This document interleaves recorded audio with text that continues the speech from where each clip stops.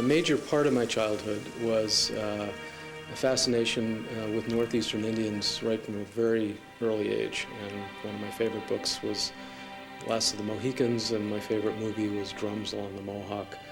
And I spent a lot of time in the woods as a small boy imagining what it was like before the white people came.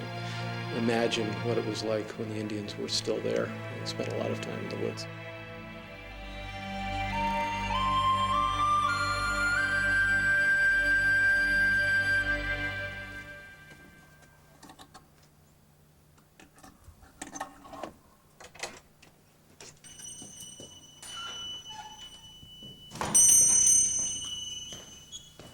I loved art, was always really good at it. The influences, I would say, would come much later after college when I began sculpting. And certainly the early sculptural influences, the sculptors that I admired the most would have been Michelangelo and Donatello, the Italian Renaissance. Those probably were the most important influences for me. One morning, though, I woke up and I said to myself, well, if I can't paint, maybe I could try sculpture. So I started out with a piece of mahogany without any idea of what I was doing, really. But I knew within 5 minutes, probably, that I was supposed to be a sculptor. As soon as I started hitting the chisel with the mallet, it just resonated right here, and I said, wow, this is it. This is what I'm supposed to do. So I started out in wood, then I went eventually into stone carving, marble carving, and then 20 years ago, I discovered bronze as a medium.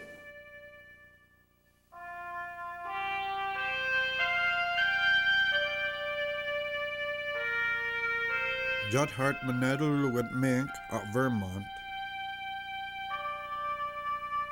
Elda Otluguan Uchidola Dandeluidic Eastern Woodland Series.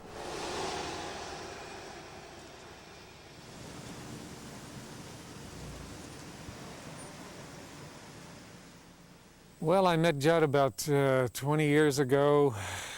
I was in my gallery in Northeast Harbor, and Judd and his wife came walking in one day, and got to talking to him, and they said they were living in Vermont and that they thought they'd like to come over and be by the coast and be in an area that was fairly remote and where there was a lot of natural nature. And we just started talking and sort of hit it off and had the same feelings about things. And one thing led to another, and I advised him if he was looking for a beautiful place to live, Blue Hill, Maine was about as nice as it gets. The very next day, Judd and his wife came back and said, well, we bought a house in Blue Hill. So that was a quick decision. It wasn't until, I guess maybe, well, probably 10 years after I did my very first sculpture, and I'm now working in bronze. I'd just barely begun working in bronze, and I had created the first piece in what became the Indian series, and that opening piece, which was my conception of Chingachgook from Last of the Mohicans, reignited that interest that I had as a child in northeastern Indians that I had virtually forgotten about. And that absolutely was a major turning point in my career.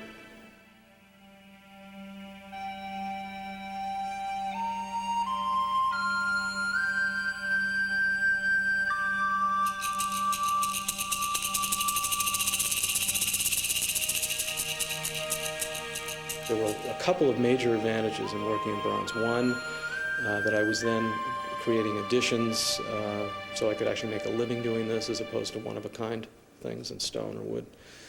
And the other was, more importantly, from a creative standpoint, I could do things in bronze that I wouldn't even contemplate doing in wood or stone or marble. You know, delicate, intricate, complicated designs, compositions that, so suddenly I felt very liberated as a sculptor that I could do almost anything at all, that the only limitation was my imagination.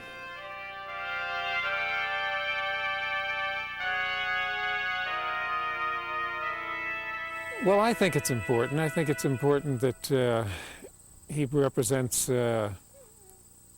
Native Americans, the way that they were at one time. He's given people a glimpse of what they may have looked like, how they lived, what they did. He has a lot of hunting scenes, lacrosse, and all of the people that he doesn't do from his imagination.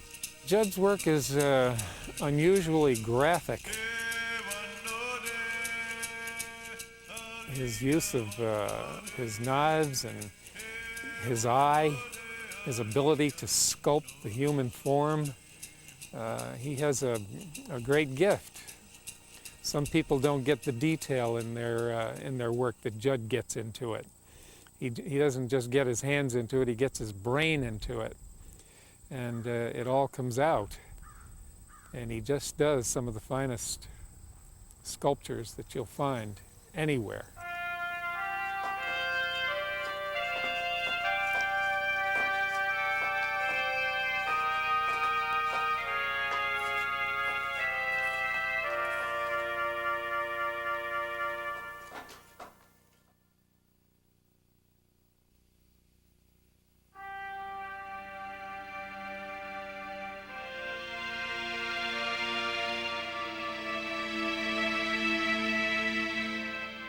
They went about their daily tasks with a great leisure, for their days are all nothing but pastime.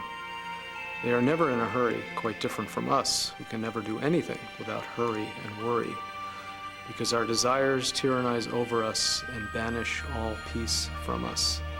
Father Pierre Biard, 1618. One of the aspects of research, probably the major one, is getting a hold of primary source material. From the 17th and 18th century. The original language would be primarily French, followed by English, and then a little Dutch and Swedish even, dating back as early as the journals of Verrazano, which would be 1524, and all through, the journals of Samuel Champlain. The Jesuit relations are a major source.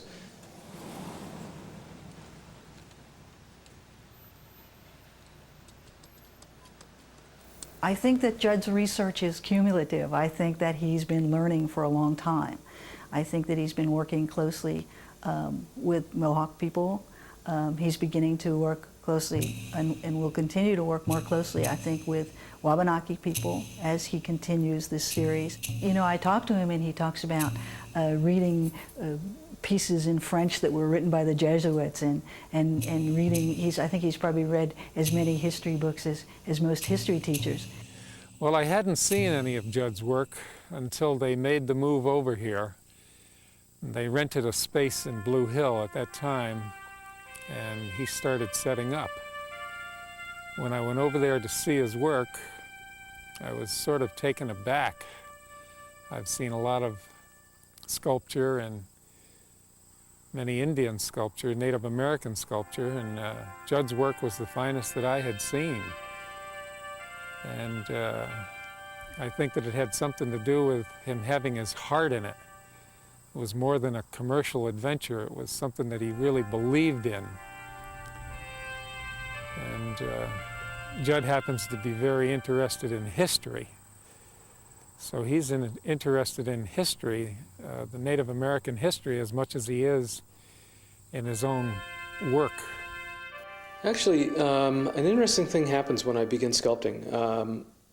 And almost with every piece I have to relearn this, although it's getting easier, I think, as I get older.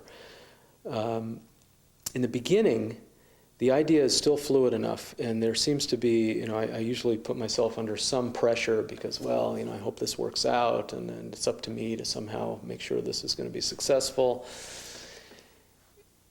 And at a certain point in the process, the piece basically takes over, and all this, any stress that I'm feeling or any pressure that I'm feeling that it's up to me suddenly kind of evaporates, disappears, and I realize, hey, this isn't up to me to do this, that I'm just a vehicle through which this energy flows. And in order to make it successful, all I have to do is get my ego out of the way. Just put that aside, realize that it's not up to me, that I don't have to create this. Suddenly then I become very relaxed, very, very peaceful, realize, all I have to do is just let this energy flow through me, through the fingers, into the tools, and into the clay. and the piece creates itself.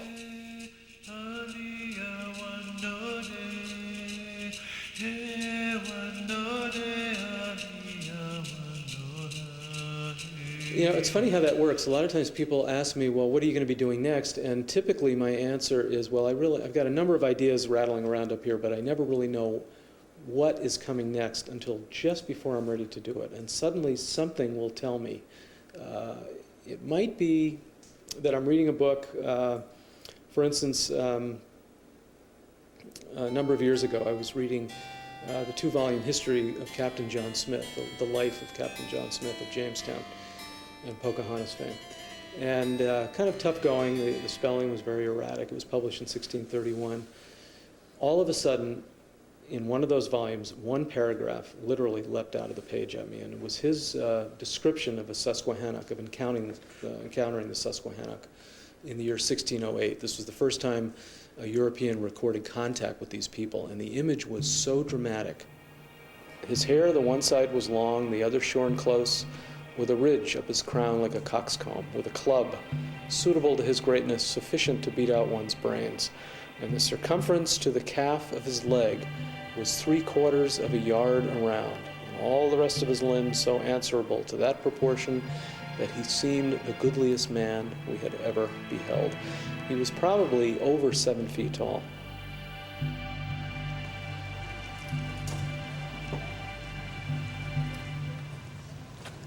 Here at the Abbey Museum, we have an exhibition called Four Mollies, Women of the Dawn. And one of the four Mollies is Molly Molasses, who was a Penobscot woman who lived in Maine in the 1800s.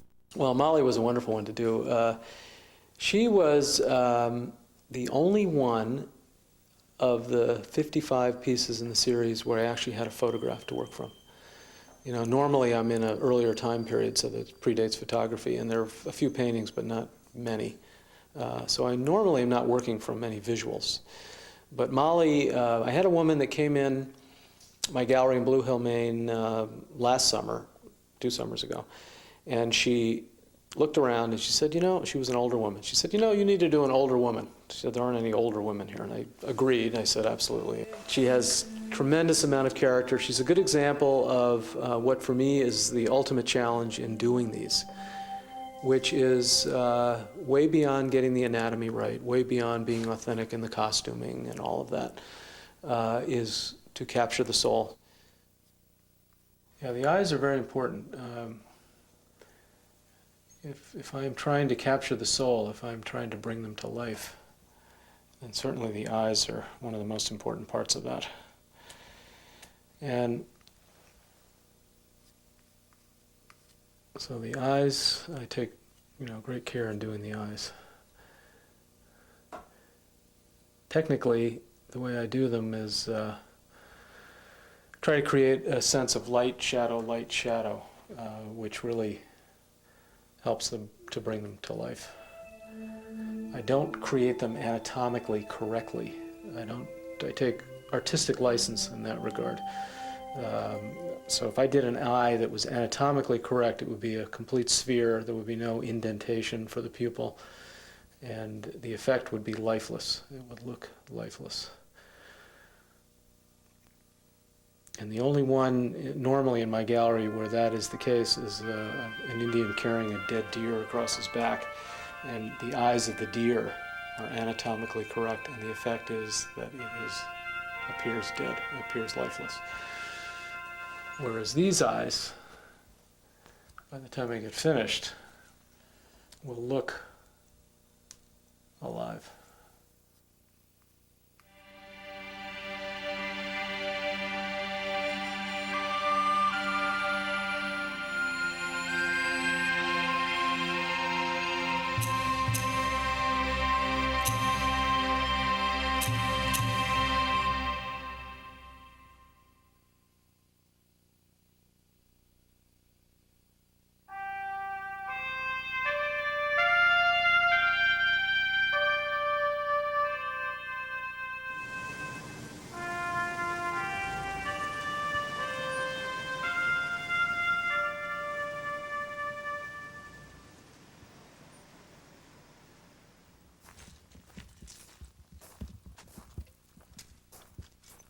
Dan waji lugaj, Grafton, Vermont, na Judd Hartman gegenwaardig sieg, dan deli de bronze sculpture. The first step is to build an armature, which is the skeletal frame that supports the clay. And usually I use aluminum wire so that I can bend it if I need to decide to change the position of the figure. The armature is the first step. Then I put clay onto that.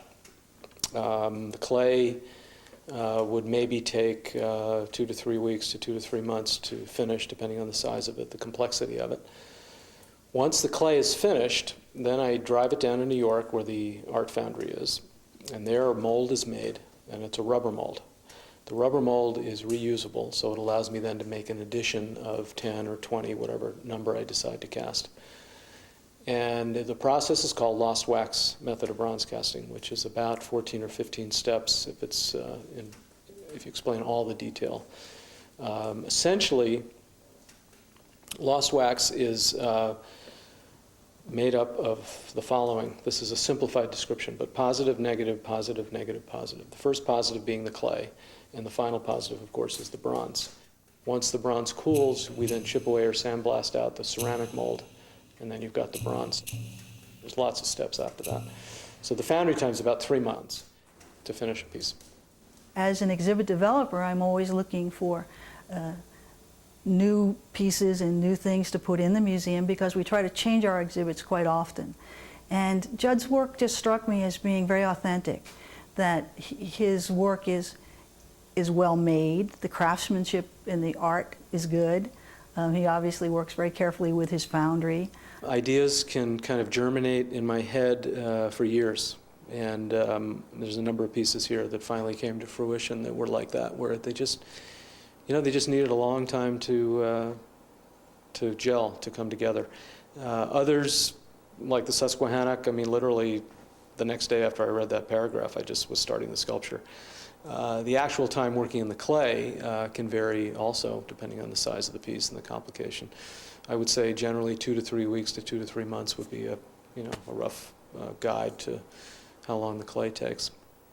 I work on only one piece at a time. I get totally immersed in that piece, and the idea of having 3 or 4 or 5 pieces in process and bouncing from one to the other is a totally alien one for me.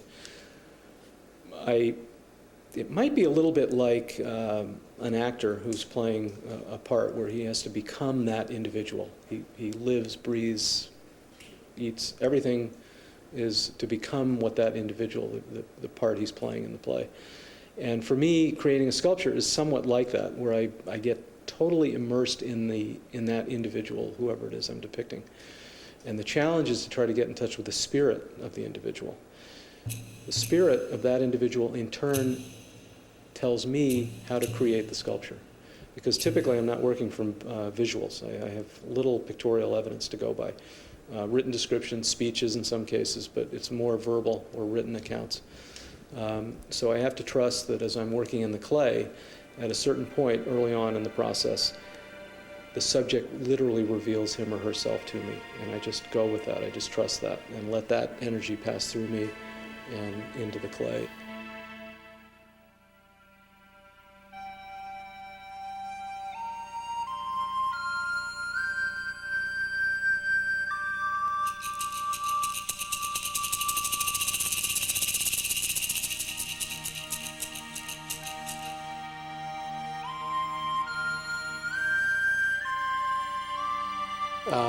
I don't think it's a chance thing that I was totally drawn to this beginning in early childhood, and I don't think it was an accident that I became a sculptor and that I got reconnected to this theme. I think absolutely my purpose here was to depict Eastern Native people in sculpture to help raise awareness and consciousness of, among other, the white community and others. And I absolutely believe that that's what I'm supposed to do.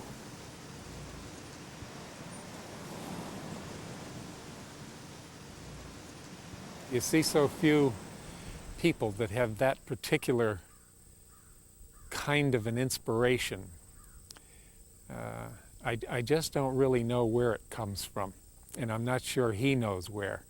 he's a great believer in reincarnation, and he seems to think that he may have been involved in Indian activities at some point in his life.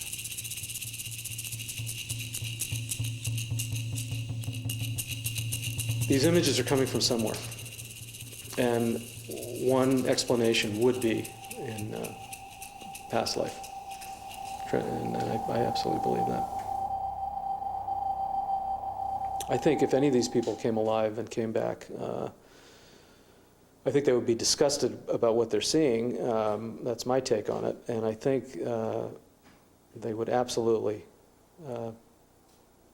have a whole different worldview than what we're pursuing right now. The Iroquois, of course, had a great law of peace, and symbolized by a great white pine tree and the four roots of peace, and that is the inspiration for the League of Nations and ultimately the United Nations. I think pursuing a peaceful course would be absolutely to our advantage instead of being obsessed with having to go to war. When these people were uncontaminated by European culture, they lived in blessed harmony in their communities. There was no need for lawyers and things like that.